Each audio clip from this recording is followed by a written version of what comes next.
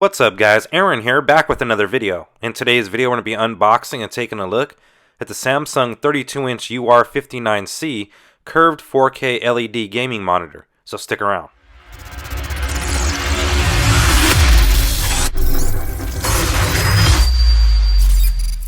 Welcome back guys, and let's get straight into the unboxing.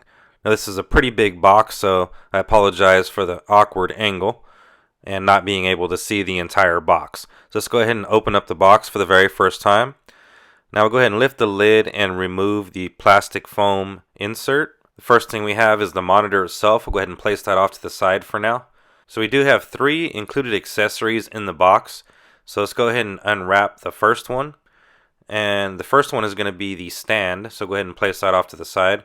And next we have the piece that connects to the back of the TV that's going to then connect to the stand as well. We'll go ahead and take a closer look at that here in a second. And we also get the back cover for the monitor.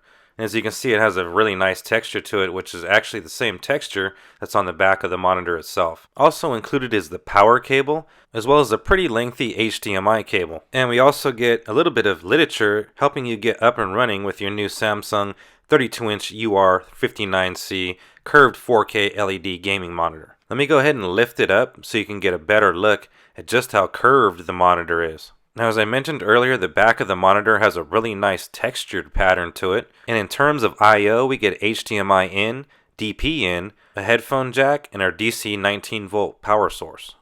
I'm going to be connecting my new M1 Mac Mini and using this as my new monitor.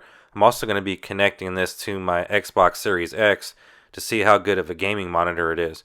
So I will be doing a full review on this monitor, so make sure you hit that subscribe button and hit that bell notification to be notified when I upload that content. If you're interested in further information, pricing, and availability, all relevant links will be located down in the video description. As I mentioned earlier, my name is Aaron, and I'll see you guys on the next one.